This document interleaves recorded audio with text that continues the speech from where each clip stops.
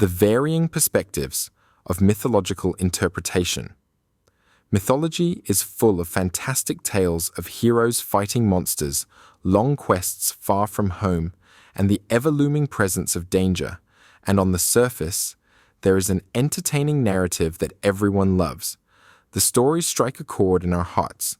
From our earliest childhood readings all the way through to our old age, there is something about mythology that mystifies us, leaving a yearning to know more about this dream world. Yet, the true beauty of the stories lies underneath what appears on the surface.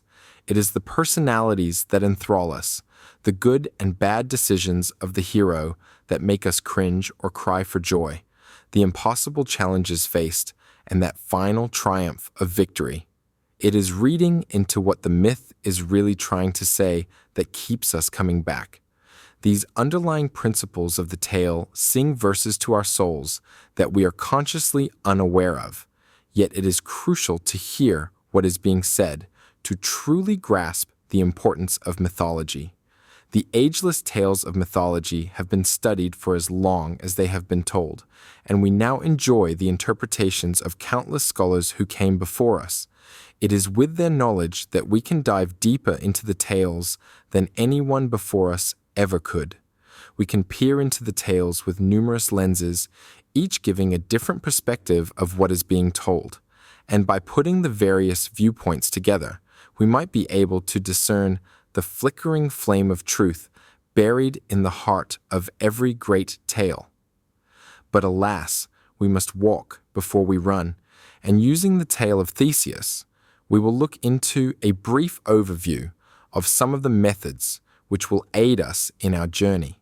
To begin, we will split mythological interpretation into two broad categories: external theories and internal theories. External theories. Euhemerism. By far, the oldest methods of interpreting mythology fall into the category of external theories.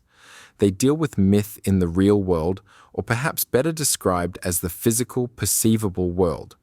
Broadly speaking, the external theories deal with any historical value that may exist in the stories.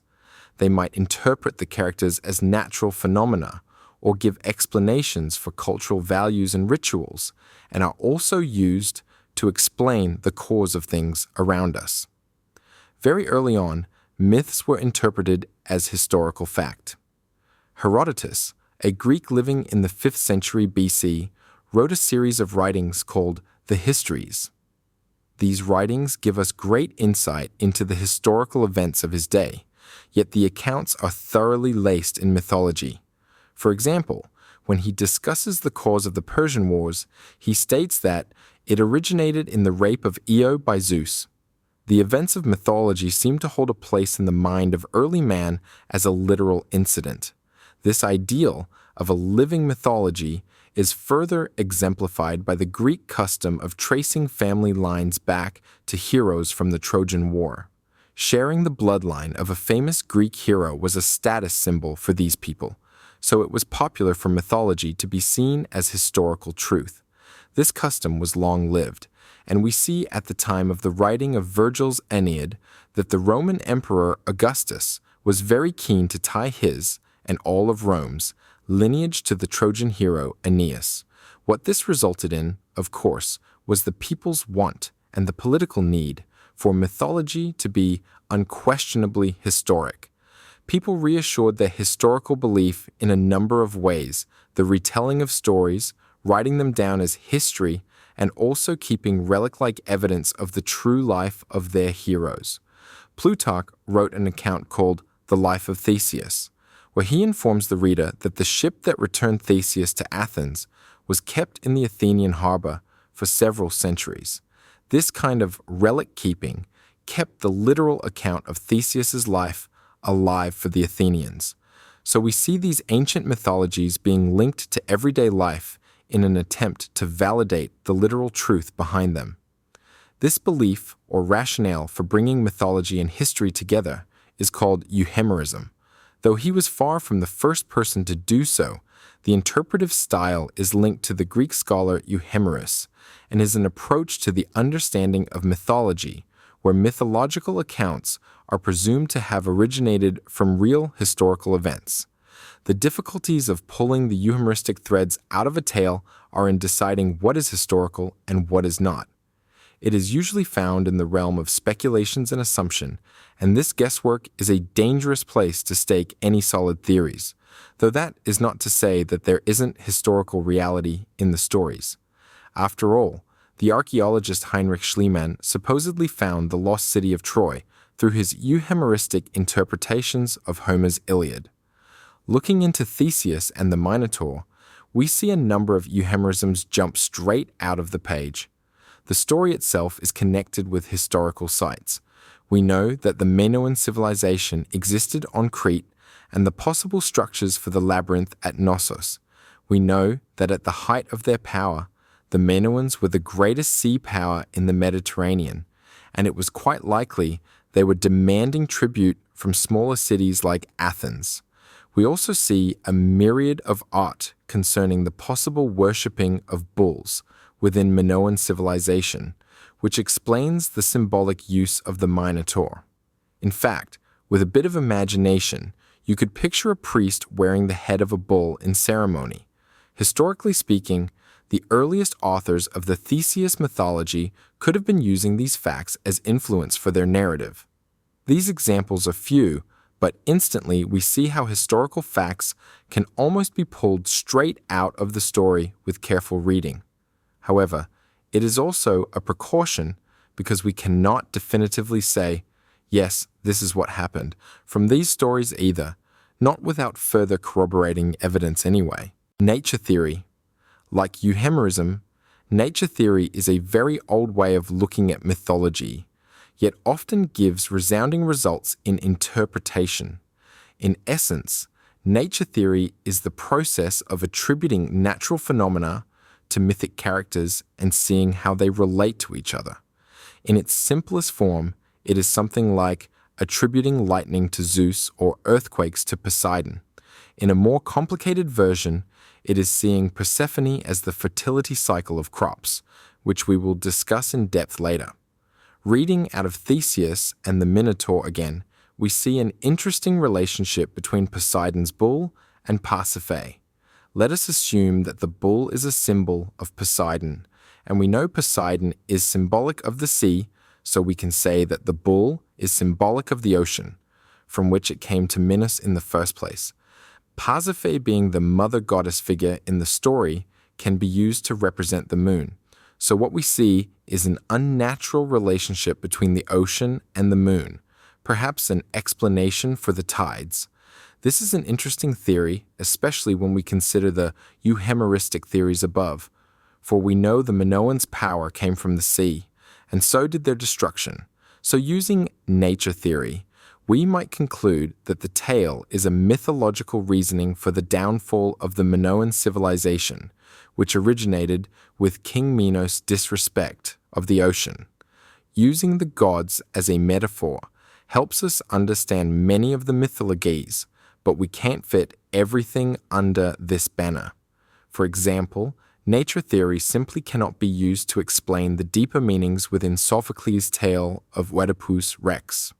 So it appears that you cannot successfully interpret any myth with any one theory. Etiology. The third theory in the interpretation of myth is called etiology.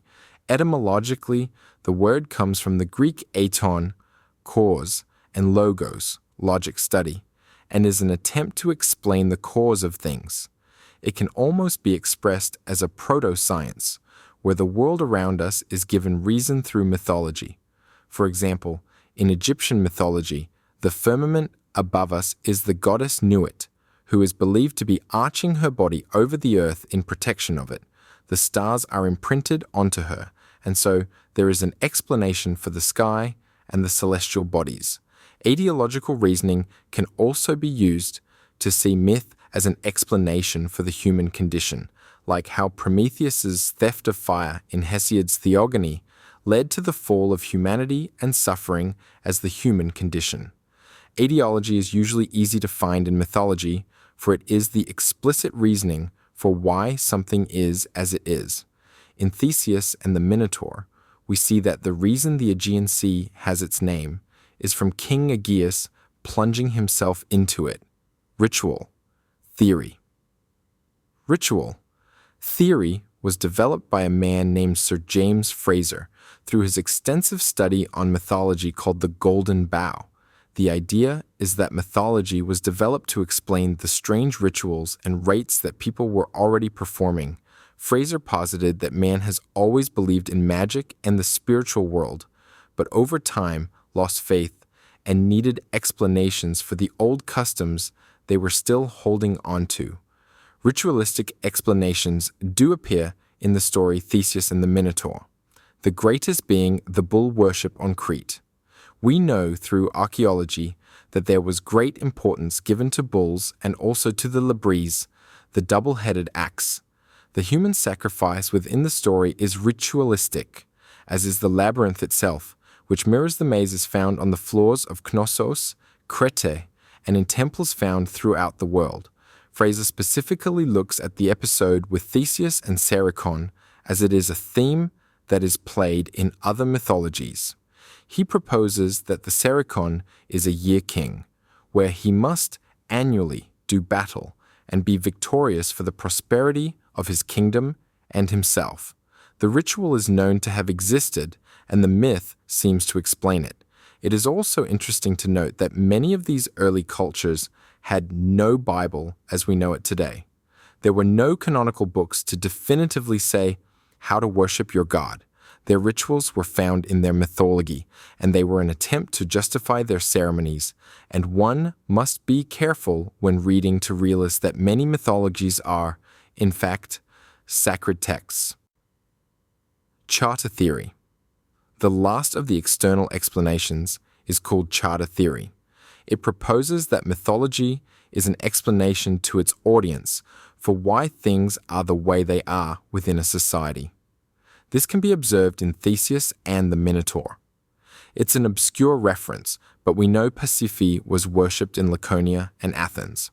Her worship included the yearly marriage of a woman to the bull god Dionysus in a building called the cattle stall. The myth gives us a possible origin for this rite. A less obscure example can be given through the paraphrased myth below. Once upon a time, the people of Athens were in need of a patron deity. The people cried out, and Poseidon and Athena came to compete for the role. The Athenians looked at the two gods and asked, "What can you do for us?" Poseidon announced an endless supply of clean water, and a beautiful spring broke forth from the ground. The Athenians sang with joy and gulped down generous mouthfuls before vomiting it back up and spitting in disgust. Salty seawater, yuck! Athena laughed and offered the people her olive tree. The Athenians accepted her gracious gift and took her on as their patron goddess. The story shows us how Athens explains its choice of a patron deity, while also explaining the saltwater springs that surround the city. In another related theme, charter theory can be used to explain why some groups of people make a claim for certain lands.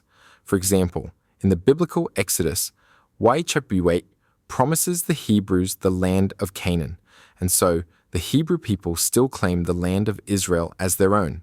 Herodotus's Histories, The Histories of Herodotus, trans. G.C. Macaulay, 1890, Book Y, Clio, passages 1-5. In these opening lines of Herodotus's Histories, we see the classical author mixing historical and mythic events. This is an attempt to give an explanation for current events through those that occurred in the past. Herodotus is interpreting the mythologies available to him in a euhemeristic style, creating a rational story from the mythic tales. The original tales that he draws from are not recorded in length through his passage, but can be found in the mythologies of Zeus and Io, the Iliad, the Medea, Medusa mythic cycle, and the Judgment of Paris. Through reading these myths from a historical viewpoint, Herodotus explains the origins of the hatred between the Greek and Persian people. Those of the Persians who have knowledge of history declare that the Phoenicians first began the quarrel. They say that the Phoenicians, originating from the Erythraean Sea, came to settle in the land where they still dwell today.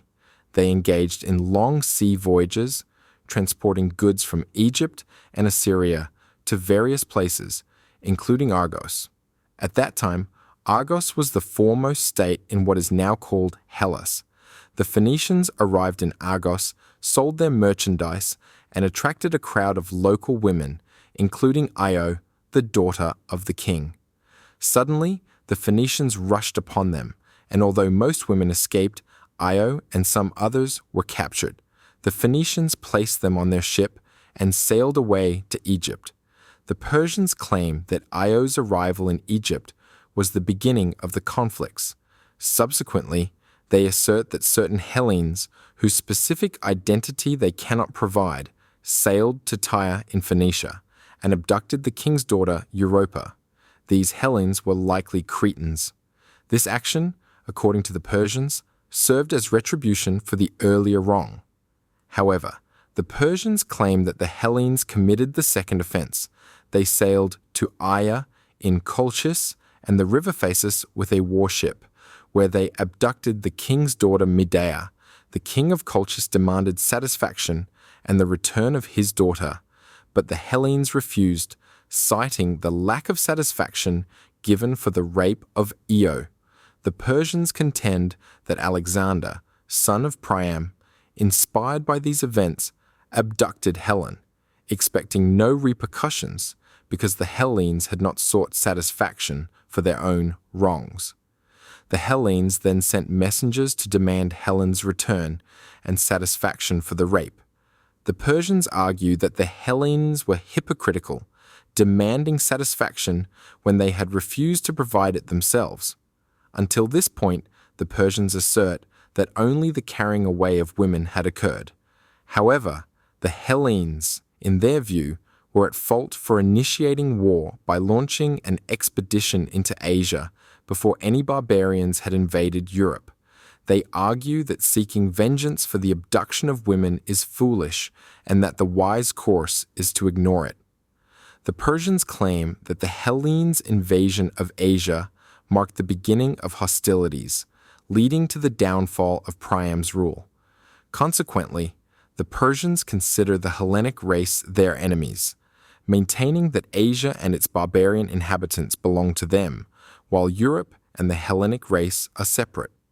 The Persians maintain that the quarrel with the Hellenes began with the taking of Troy. Internal theories, Freudian interpretation.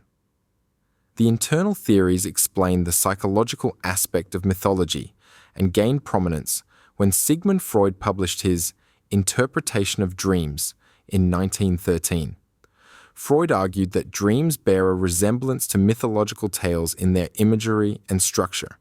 He drew parallels between the way myths can traverse time and places and how dreams exhibit similar characteristics, ranging from focusing on minute details to expanding into an overview of events.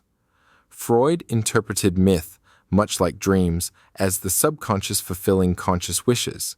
As an example, Medusa's hair could symbolize the phallus, leading to an interpretation of Medusa as a woman in control of her sexuality.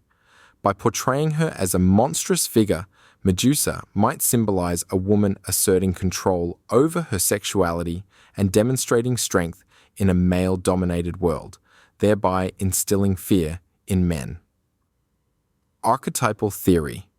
The psychologist Carl Gustav Jung further developed the work of Freud. After studying mythology, he discovered an uncanny similarity between the characters of myth and the figures within dreams. He formulated his archetype theory, suggesting that the same types of heroes, monsters, situations, and places reoccurred within both dreams and mythologies. Archetypes will be discussed in detail in Chapter 5, but the chart below will provide an idea of how his theory worked in mythology. Hero, the central figure. Theseus, mentor, the positive figure who teaches and guides the hero. Mysterious dream figure. Aegeus and Ariadne, threshold guardians, the stepping stone villains building up to the main villain. They must be overcome. The way this is done relates to the hero type. The 6 chthonic monsters Theseus encounters on his way to Athens. Shadow, what the hero is trying to overcome.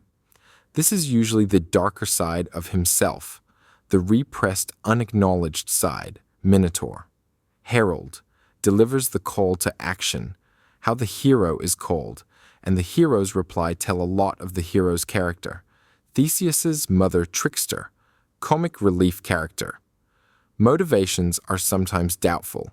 He could have any agenda. Not found in this story, but for example, the Norse god Loki is often a trickster. Shapeshifter, usually the same as the trickster, but adds suspense to the story. Athena within the dream. Anima, female element, inside the male. Ariadne within Theseus. Animus, male element inside the female. Theseus within Ariadne. The important detail about archetypes is that they are the generic character types found in all mythologies and dreams. Because of this, they can be recognized by people regardless of time and culture. In this, we can see that the archetype speaks not to our conscious senses that are reading the story, but to a deeper subconscious. It is through this deeper aspect of the psyche that Jung suggests that all archetypes exist in the collective unconscious of humanity.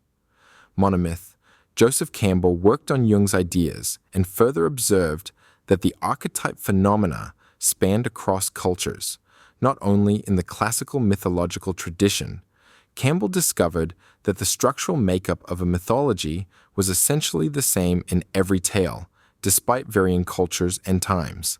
This breakthrough led to his theory of the monomyth.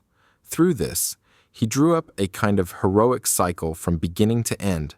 Although not every stage is found in every myth or in his stated order, the majority of mythologies could still fit within his model. This was explained by the ideas brought forward by Freud and Jung, suggesting that mythology was born out of the deep psychology of all mankind, from a sort of collective unconscious, which is why myth resonates with all people across space and time. Stage 1. Departure. 1. The call to adventure. The hero is living in his normal world when information is received that he must head off. Theseus learns of his royal heritage and the trial of moving the boulder. 2. Refusal of the call. The hero might not take the call to adventure. This is due to fear, duty, or insecurity. Theseus questions whether it is right for him to leave. 3.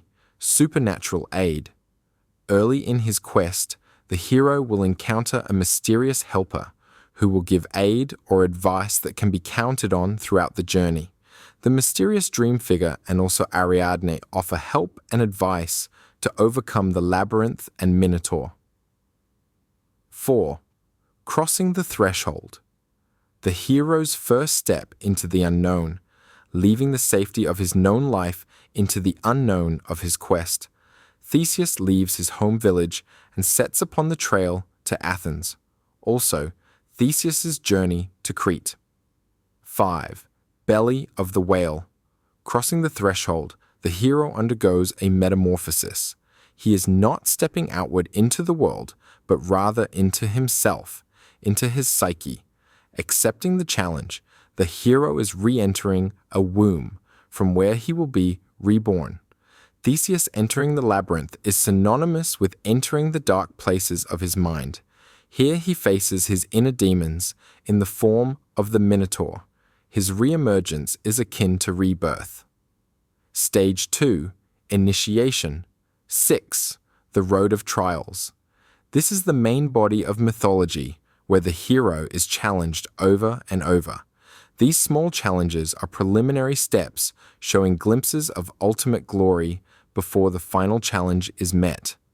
The road to Athens presents a set of trials to Theseus, each one building his confidence and teaching him lessons needed later in life. 7. The meeting with the goddess. Once the trials have been overcome, the hero is united with a being of unconditional love. This test leads to the acceptance of happy fulfillment for eternity. Ariadne takes the form of the goddess with her love for Theseus and gives him guidance on overcoming the Minotaur. 8. Woman as temptress. Woman here is metaphorical. She represents all the earthly desires the hero yearns for, that unknowingly corrupt him from the divine. For the hero to overcome this temptation, he must realize that the corruption is not from the outside world, but from within himself, as it is he who falls to temptation. Theseus's many suitors in Athens corrupt his purity. As he is given more and more of the physical world, he wants more and more. The cycle had to be broken. 9. Atonement with the Father. This step is central to the hero's journey. It is the ultimate confrontation with the all-powerful masculine figure that dominates the hero's life. This is usually a god, but can be represented as a father. The hero must bear all before the Father and relies only on the loving protection of the goddess encountered earlier. Upon confrontation, the hero gazes upon the source of life and is content with the answers and reasons he finds. Theseus' struggle with the Minotaur is a metaphor for his struggle within. When he overcomes his inner beast through the guidance of Ariadne, he is freed from what terrifies him on the physical plane and can take in the beauty of the spiritual. 10. Apotheosis. Having found the answers to life, the hero sheds his former mortal skin and in a way dies and is reborn in knowing that he and all things live forever. At this stage, the hero can relax before returning to the world. The labyrinth itself is Theseus' chthonic experience, from which he is reborn a new man. 11. The ultimate boon. The ultimate prize is only gifted to those who are pure and have passed the cleansing of every challenge preceding this one. The prize itself is not immortality, but a uniting with the energy source of life. This is personified through God's grace, the elixir of life, the Holy Grail, etc. Theseus learns the fear of death is but a veil hiding life through his experiences in the labyrinth. Stage 3. Return 12. Refusal of the return. Once the hero has received his prize of understanding, he is obliged to return to his community and share for the prosperity of all. However, this is commonly refused, the hero unwilling to leave the realm of bliss or doubting his ability to explain what he knows. Theseus does return home, but if he hadn't, he may well have stayed within the labyrinth where he first felt his ecstasy. 13. The magic flight. The prize is not always given to the hero.